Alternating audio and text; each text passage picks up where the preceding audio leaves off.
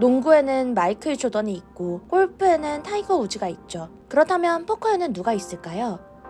포커와 홀덤을 좋아한다면 지금 이 사람이 누구인지 모를 수 없을 것입니다. 대부분의 포커 플레이어는 토너먼트와 캐시게임 중 한 가지 게임에만 특화되어 다른 게임에서는 두각을 드러내지 못하지만 이 사람만은 예외입니다.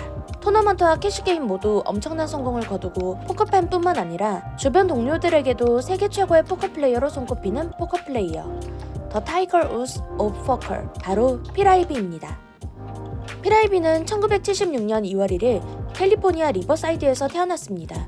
그가 아주 어릴 때 가족은 뉴저지로 이주했습니다. 필아이비가 8살이 되었을 때 할아버지를 통해 5카드 스터드 포커를 배우게 되었습니다. 종종 가족들과 50센트 이하를 걸고 게임을 하며 자연스럽게 포커를 배울 수 있었고 곧 자신만이 승리할 수 있는 전략을 개발하며 더 많은 승리를 거둘 수 있었습니다. 그의 할아버지는 이때 필아이비의 게임에 대한 타고난 재능을 발견했고 프로가 될 가능성을 보았다고 합니다. 어린 시절 셀 수 없이 많은 시간을 할아버지와 포커 게임을 하며 보냈었고 필아이비는 이때가 가장 즐겁게 포커 게임을 했을 때라고 추억했습니다.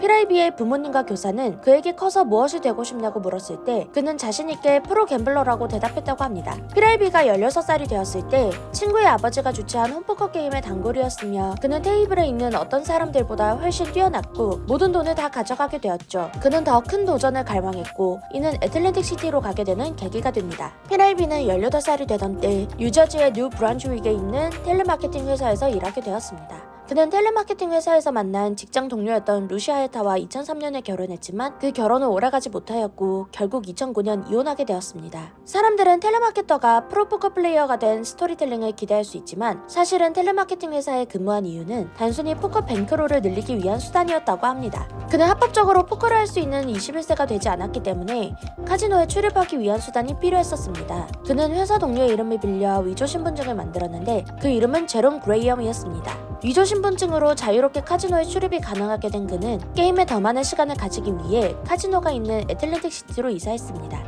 필아이비는 포커 테이블의 단골이 되었고 하루 15시간 이상 플레이하며 다양한 전략들을 습득했습니다.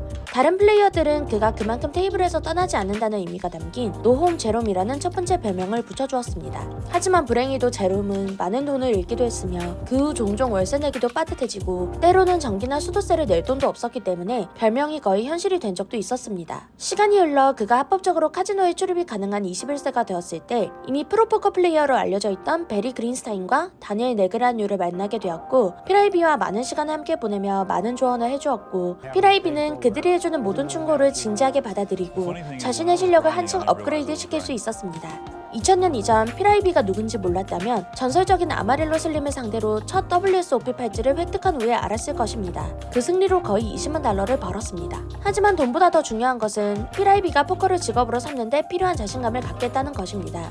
이후 2002년 전례 없는 세계의 WSOP 골드 브레이슬릿을 획득하여 사람들을 놀라게 했습니다. 필아이비는 총 라이브 토너먼트 상금이 2,600만 달러가 넘고 올타임 머니 리스트 1위까지도 오른 적이 있습니다. 현재는 올타임 머니 리스트 11위에 굳건히 위치하고 있으며 필아이비가 포커 토너먼트보다 캐시게임 위주의 플레이어임에도 불구하고 올린 성적이기 때문에 더 대단하다고 볼 수 있었습니다. 필아이비가 토너먼트 단골 선수였다면 저스틴 보노모와 다니엘 네그라뉴와 함께 역대 상금 1위에 올랐을 것이라는 데는 의심할 여지가 없다고 볼 수 있죠. 그는 한때 자신의 목표가 월드시리즈 오브 포커 팔찌 30개를 얻는 것이라고 말했지만 최근에는 포커 토너먼트에서 그의 모습을 보기 쉽지 않았는데요. 필아이비는 총 59개의 WSOP 캐시를 보유하고 있습니다. 그는 2003년과 2009년 모두 WSOP 메인 이벤트 우승에 가까워졌지만 2003년에는 크리스 머니메이커에게 지면서 결국 10위로 탈락했습니다. 2009년에 그는 WSOP 메인 이벤트 파이널 테이블에 진출했으며 7위로 140만 달러의 상금을 받았고 이뿐만 아니라 2002년 23위, 2005년 20위를 기록한 바 있습니다. 필아이비는 또한 월드포커 투어 이벤트에서도 많은 성공을 거두었는데요. 그는 WPT에서는 13번의 상금을 받았으며 파이널 테이블에 9번 진출하기도 했습니다. 또한 유로포커 투어 이벤트에서도 3번의 상금을 받았습니다.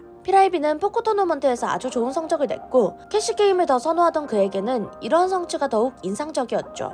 피라이비는 겸손한 성격과 포커 게임에 대해 끊임없이 배우려고 하는 모습은 다른 많은 포커 프로들에게 사랑받게 만들었습니다. 그는 프로 포커 플레이어 중 한 명인 베리 그린스타인과 같은 사람들과 빠르게 친구가 되었고, 피라이비는 그린스타인의 생활 방식에 깊은 인상을 받았고 그와 같은 성공을 누리고 싶어 했다고 합니다. 베리 그린스타인은 피라이비는 세계 최고의 포커 플레이어이며 캐시 게임에서 토너먼트 플레이어로 성공한 유일한 플레이어라고 말했습니다. 피라이비는 포커를 하면서 토너먼트에서만 2천만 달러 이상을 획득했습니다. 2014년 37의 나이로 10번째 월드 시리즈 오브 포커 팔찌를 획득하여 WSOP 역사상 최연소로 10개의 팔찌를 획득한 사람이 되었습니다. 현재는 없어진 풀티드 포커에서 1920만 달러 이상을 벌어들인 가장 큰 온라인 캐시 게임 수혜자라고 볼 수 있습니다. 피라이비는 40의 나이로 2017년 포커 명예의 전당에 기록되었으며 2022년 기준 피라이비의 순 자산은 약 1억 달러로 추정하고 있습니다. 피라이비는 WSOP를 통해 자신을 확실히 각인시키며 풀티드 포커와 팀 풀티드 계약을 체결하며 포커 애프터 다크 프로그램을 통해 사람들에게 널리 알려지기 시작했습니다. 전성기에는 매월 90만 달러 이상을 받는 것으로 알려졌지만 2011년 미국 최대 온라인 포커 사이트들을 근절시킨 블랙 프라이데이 사건으로 인해 풀티드 포커는 추락했고, 분명히 피라이비에게 재정적 타격을 가했지만 그는 멈추지 않았습니다. 피라이비가 토너먼트와 캐시게임에서 좋은 성적을 내던 것과는 별개로 좋지 않은 사건에 휘말리기도 했었는데요. 크락펄츠 카지노 그룹과 보르가타 카지노 그룹과의 소송에서 패하게 되었습니다. 피라이비는 바카라를 통해 두 카지노를 합하여 약 2천만 달러를 얻었는데요. 크락펄츠는 그가 엣지 소팅을 사용하여 부정행위를 하고 있다고 주장하면서 상금 지급을 거부했습니다. 이 사실을 알게 된 보르가타도 피라이비를 약 1천만 달러에 고소했습니다. 아리아와 MGM을 소유하고 있던 보르가타는 이 사건으로 인해 아리아에 있던 아이비스 룸을 테이블 1으로 변경했다고 합니다. 피라이비는 예전과 현재 모두를 아우르는 유명 포커 플레이어라는 사실엔 변함이 없습니다. 평소에도 피라이비는 하이스테이스 게임을 좋아하며 스포츠 도박에도 거액의 돈을 거는 것으로 알려져 있습니다. 그는 골프 치는 것을 좋아하며 월드 시리즈 오브 골프에서 최종 4위까지 한 경험이 있습니다. 앞서 언급한 것처럼 피라이비는 도박을 좋아하는데요. 그는 단순히 동전 던지기에서 7만 달러를 얻었다고 알려져 있기도 합니다. 현재는 트리톤 포커에 출연하기도 하며 마카오에서 열리는 하이스테이스 캐시 게임의 단골로 활동하고 있고, 여러 포커 유튜브 채널의 인터뷰를 통해 모습을 비추고 있습니다. 최근 2021년 포커킹이라는 유튜브 채널에 베리 그린스타인과의 인터뷰를 통해 자신은 새로운 포커 플레이어로 다시 태어날 것이라고 말한 것과 같이 앞으로 포커계에서 어떠한 행보를 보일지 기대가 되네요.